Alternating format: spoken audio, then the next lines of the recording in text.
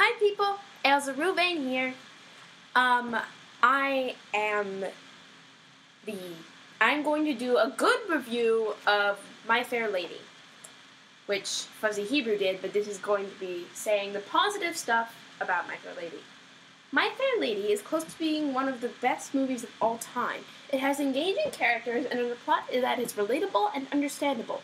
The very beginning of this movie did a good job of introducing the main characters. Each character was portrayed exactly as his character would be for the rest of the movie. There would have been no uncharacter-like actions for the rest of the movie based on this beginning. The beginning scene also exposed each character's beliefs and contrasts and the stations of life of the main characters. The station in life of the characters is integral to the story because the whole movie is about Eliza's transformation from one station to another while still keeping true to her own soul. By the end of the movie, Eliza has no station in life other than her life with Henry Higgins. Right now, however, Eliza puts away the money Henry Higgins gave her and has some fun with other people on the street. The point of this scene is that, while Eliza is having fun, she is also expressing her desire to be off the streets and to be in a better position in life. This gives Eliza a good reason to go to Henry Higgins and something to reflect on later in the movie. Eliza goes home and the movie transfers to the next morning, and it is here that we are introduced to her father. Her father is quickly portrayed as a person who wants beer and has often borrowed money from others to get it. He goes looking for Eliza in the busy London morning and gets a half-crown from her. We then observe Eliza going through her routine, but this time it is tempered with Professor Higgins' promise of a better life that she heard last night.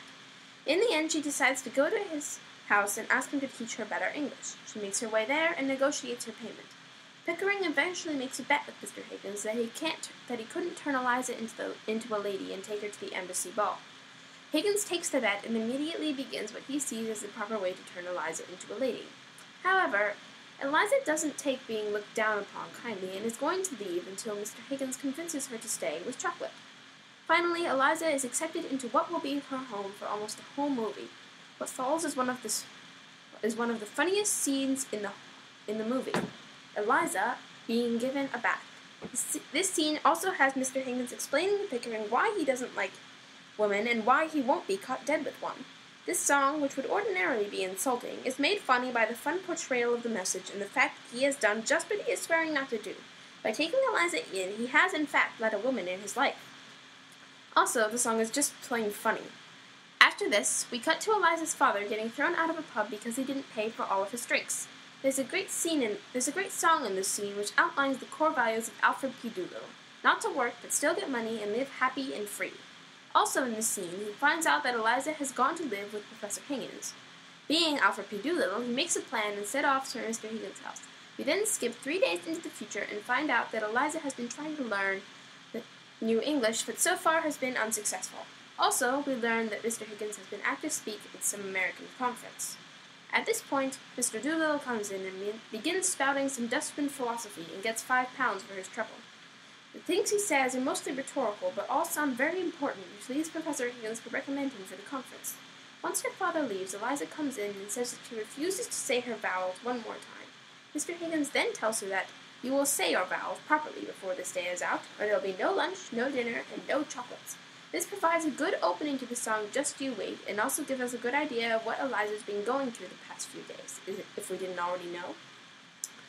In Just You Wait, Eliza dreams of killing Professor Higgins, understandable since he isn't the most patient person on the planet, but is interrupted by Mr. Higgins himself, at which point she goes back to her vows. We go to the next scene, which is basically the servant singing about how hard Professor Higgins is working, and then we see how hard Eliza's working. This makes it funny, but also like they need to get their priorities straight.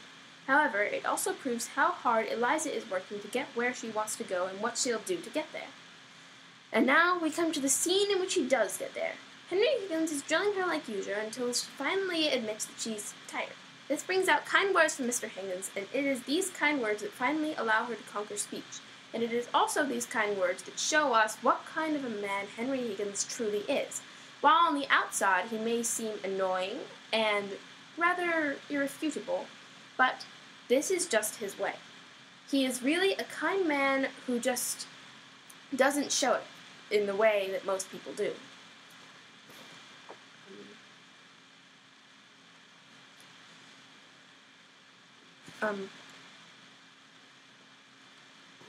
Henry Higgins prefers to be blustery and mean rather than kind and gentle, but that doesn't mean that he isn't kind and gentle. It just takes a lot to draw it out of him. Anyway, Ailsa learns to speak and is then sent out to bed with plans to try her out in public the next day. And here comes the song I Could Have Danced. This song portrays a love interest between Ailsa and Henry Higgins, but I don't think that that's the case here. Ailsa is ecstatic that she will finally be able to live out her dreams, since this is a huge step forward and it also given her new hope. Unfortunately, the wording chosen for this song doesn't portray that reason for happiness, but future events will wipe out all confusion about it.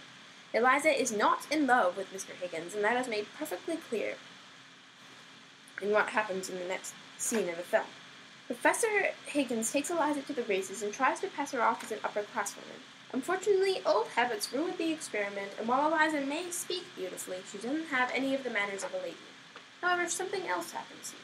Freddie Eynsford Hill falls in love with Ailsa and goes to visit her. Even when Ailsa refuses to see him, he still vows to wait for her just so long that he can be wherever she is. This doesn't have much to do with most of the film, but it is an important detail that needs to be mentioned. Meanwhile, Pickering is trying to relax after that trying time at the races. He informed Higgins that there is to be no more experiment. He says, "I'm telling you, Higgins, it's over." Nevertheless, Higgins trains her in the ways of a lady, and the evening of the ball comes. Pickering is a bag of nerves, while Higgins is apparently calm. In this evening, he admits that Ailsa does matter to him, and solidifies this by proving that he is, indeed, nervous about her conduct. And not just for himself either. He is worried about what will happen to her at the embassy ball. Ailsa goes to the ball and quickly becomes the star by attracting the attention of the Transylvanian prince. However, there is a linguist expert that is trying to find her identity. He finally succeeds, quote, quote, and word gets around to Professor Higgins, who starts laughing. He explains how the ball went and how the linguist expert even thought that Ailsa was a princess. However, throughout the whole affair, Ailsa is given no credit whatsoever. This causes her to start an argument with Professor Higgins, who has no idea what she's talking about. In his mind, she has been treated perfectly well, and he doesn't understand what she's angry about. Still, she manages to make him lose his temper, a harder thing now that he believes that she matters, and it is revealed that he matters to Ailsa, as she doesn't leave the ring that he gave her in the fireplace. However, her actions also say that they are not in love, just good friends, as she does not keep the ring, but puts it on the mantelpiece. Incredibly, Freddie is still there, and meets Ailsa as she tries to leave. He tries to go with her and tell her how she feels, but Ailsa is by this point just sick of words, and so tells him to shut up. Eventually, though, he is allowed to come along with Ailsa to see her father, which is quite a surprise for both Ailsa and Mr. Doolittle. It turns out that the American millionaire left him £4,000 a year, so now he's rich and more imprisoned by middle-class morality than he has ever been before.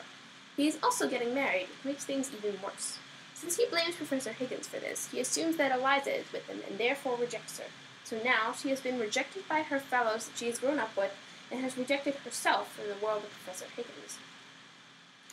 After this scene, we cut to the next day, in which Professor Higgins finds out that Ailsa has left. He immediately begins getting ready to go search for her, while Pickering makes a few phone calls, and also starts telling Pickering how women should be more like men. Mr. Higgins then leaves and finds Ailsa at his mother's house. Ailsa had apparently come to visit his mother last night and told her why she had left. Mrs. Higgins agreed with her entirely, and when Henry Higgins came in, she gave Ailsa full permission to have him thrown out. What follows is a slightly confusing conversation, but gets both of the main characters' points across. Ailsa wants to be treated better, or else make it on her own. Mr. Higgins wants Ailsa to come back, and doesn't understand how Ailsa could want any better treatment. This ends in Ailsa telling him that he isn't as important as he thinks he is, and telling him that she will make it her own way. However, from the way that it's portrayed, it's made clear that both of these characters have anger influencing all of their actions. Once this scene is done, Professor Higgins goes back home, but finds that he is missing Ailsa. However, being Professor Higgins, he is too proud to admit that even to himself. Lucky for him, Ailsa has nowhere to go now, and therefore, when her anger has cooled, comes back and they are friends again. This movie is slightly confusing at the end, but it has a lot of laughs and tells an engaging story that we can all understand and love, and that is why My Fair Lady is close to being one of the best movies of all time. See ya!